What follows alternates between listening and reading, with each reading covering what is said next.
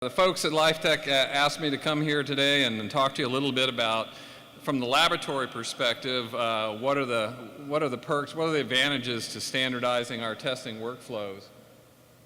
So I'm going to try to do that, starting with the problem.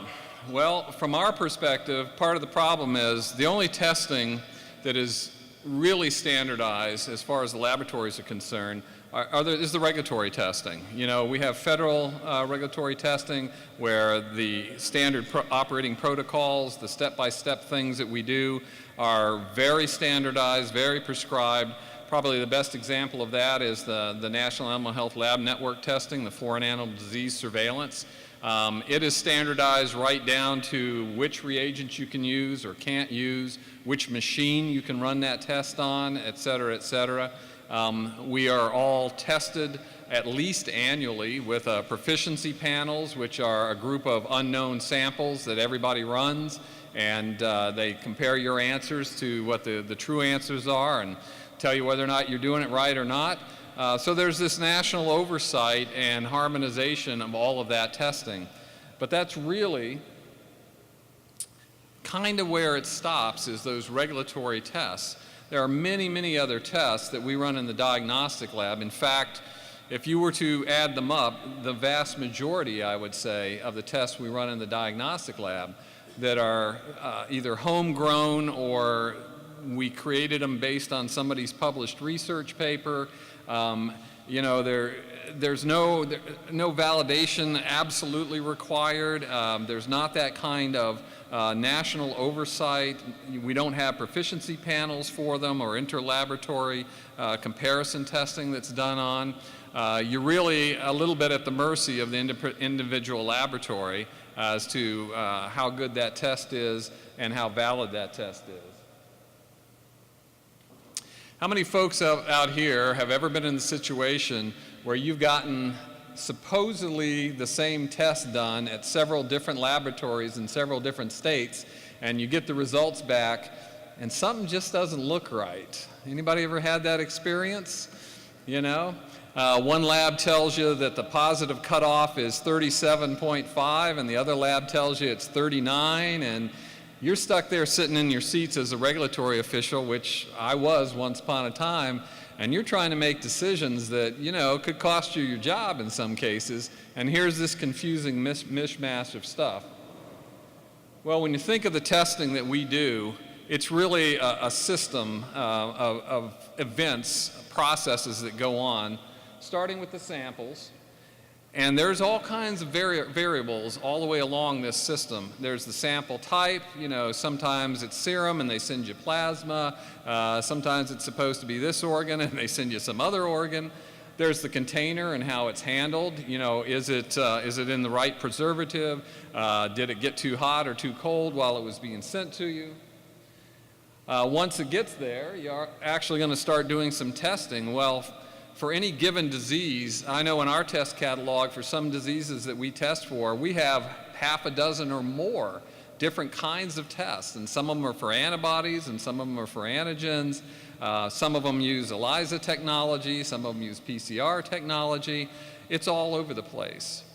Validation, verification, I mean, that's part of it. We certainly hope that has been done and that there's good quality assurance, good quality control, and that's part of the testing method. Then there's the results. You get the results, and what kind of form or format do those results come in? Do you just get rows of numbers? Do you get numbers in a nice little graph or a picture? Are there interpretation statements that come along with it to help you figure out, well, is that titer really in the positive range or not? Where is it? Do they give you benchmarks, like I said, cutoff values and that sort of thing? So, I mean, this is just a short list, very short list of some of the parts of that system, that process of testing that can vary tremendously from lab to lab and even submission to submission or sample to sample. Here's an example you probably heard talked about in the last few days. So PEDV, our colleagues at Iowa State were lucky or unlucky enough, however you want to characterize it, to have to deal with this first, and they did a brilliant job of actually figuring it out that it was something new and different. And immediately there was interest, to say the least, by the industry in ginning up some new tests, because the reality was we didn't have a test for this, not really. So we needed tests. And so all these great folks and all these different universities that had the wherewithal to do it, they went to work, and literally in a matter of days to weeks, they started generating tests. Well, they generated PCRs. They generated some indirect fluorescent antibody tests, some ELISA tests, some of them used serum, and some of them used feces. A lot of them used feces, at least in the early days, which nothing makes a receiving section happier than getting lots and lots of feces in. Some of them used oral fluids. So look at all of these things here. You've got at least 3 different technology platforms. You've got multiple different kinds of samples coming in. And the industry wanted to be able to run tests on all of these. Some of them for antibodies, some of them for antigen. To really address a disease outbreak problem, you need multiple tools, right? You need antibody, you need antigen testing, et cetera, et cetera. These things were all largely homegrown because there were no kits on the market, there was nothing else to turn to. These people did a fantastic job of generating this. But if you sent the same set of samples for PCR to all these different places early on, you probably got slightly different cutoff values for what's a positive and what's a negative and that sort of thing. Here's the kind of variables you can see in just the PCR platform. You've got extraction protocols, you've got the different enzymes that are used, you've got different sets of primers that are going after, guess what, different targets. You've got different pieces of equipment. When you run those equipments, you might have different heating and cooling times and temperatures. You've got those different cutoffs that I mentioned for negative, suspect, positive. You've got different controls that are being used or maybe not being used early on, because what's a control? Well, it's usually a well-characterized set of positive and negatives from the field, but if you don't have a test to characterize positive and negatives, you kind of have to make it up a bit as you're going along. So lots of variables, lots of people trying to do the right thing, but you all and the producers as consumers are stuck in the position of trying to get all of these results, in some cases from multiple laboratories that have different cutoffs, that have different conditions under which they were run. So what's the solution to this sort of situation? Well, one is validation or verification being absolutely required. And the good news is these laboratories you saw up there, they are generally accredited by one or more external accrediting bodies like the AAVLD. And AAVLD, as part of their accrediting requirements, requires that if you create a new test or you bring a new test into your lab, that you in fact demonstrate its validation or verification. Validation in general is you kind of created it from scratch and you really have to prove everything that works about it works the way you think it does. Verification is generally you've taken somebody's kit or somebody's published way to do it already, and you've just verified that it works the same way in your lab that it did in the handout or in the publication type of thing. So these labs, the good news is, I think all of them were under these requirements from AAVLD, among others, to do validation, to do verification. So that should give you some sense that you can rely on the results that they've turned out. Still doesn't mean you would get the same cutoff values from every one of those labs for their PCRs. Then there's something called harmonization, which is between laboratories essentially, where you would agree that these are the target sequences that we're going after, this is the way we're doing the extractions, the amplifications, we're all going to do it the same way.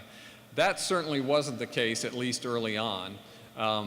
With PEDV still as the example, it has certainly gotten to be more that way because a lot of labs that weren't some of those original labs like ours in Texas have adopted one of those protocols from one of those other labs, and so you do have some harmonization going on there now. Probably the best thing is what I'll call demonstrated equivalency. And that means, in a way, I don't care that you made up your own and you made up your own. You know, you've got in-house QC and QA. What I need you to do is demonstrate that if I send the same set of samples, kind of like that proficiency panel, to both of you, that you can, in fact, get the same result. And when I say the same result, I don't necessarily mean the same CT value at that level of same result, but in fact, the same actions would be taken. In other words, you call it positive when I call it positive. You call it negative when I call it negative. Even if my positive is a different absolute CT value, if I tell you the interpretation's positive, which gives you the action, lets you do the actions you need to do as a regulatory official, that you're going to get the same thing from the other labs that run it. So that's demonstrated equivalency. Sometimes it's done with these proficiency panels, these blind proficiency panels. Sometimes it's done with an interlaboratory comparison, which is pretty similar to a proficiency panel, but it's not just measuring your performance against a set of unknowns. It's really looking at a whole bunch of labs' performances and how they stack up against those unknowns. So what's the benefit of doing these sorts of things, of trying to harmonize things, of trying to settle on a set way of doing these things? Well, it actually allows the laboratories to conduct those processes, those systems in a more streamlined, more efficient workflow. It cuts down on our costs. We're able to train people very consistently. It's, as an example, for the National Animal Health Lab Network, for the FAD testing that's done, you should be able to take any technician from any laboratory that's certified to run an FMD PCR under the National Animal Health Lab Network and drop them into any other laboratory in the US that's certified to do that, and they will know exactly how to run that test because it is that standardized. Same reagents, same equipment, same way to run it everywhere. So it helps with consistency in training. It helps you design a good QA and QC system that you know is going to instill confidence in your users. What's the benefits for the clients? Well, it's that confidence. It's knowing that regardless of whether I send it to Texas, Minnesota, Iowa, that I can rely on those results and I'm not going to be misled. I'm not going to make a decision that is the wrong decision for my clients, for the folks that I'm supposed to be there serving. And it's being able to understand and apply those results. And again, whether it isn't always so critical whether the CT values are the same, but what's the actual actionable interpretation that comes from that test? Are those going to be the same? I told them I'd keep it short tonight. That's basically it. I think it's almost a no-brainer in a way for me to stand up here and tell you all that this is a good thing, is to have workflows that are harmonized, that are equivalent, that you can be sure that when you get that result from 5 different labs, that you know it's going to be good.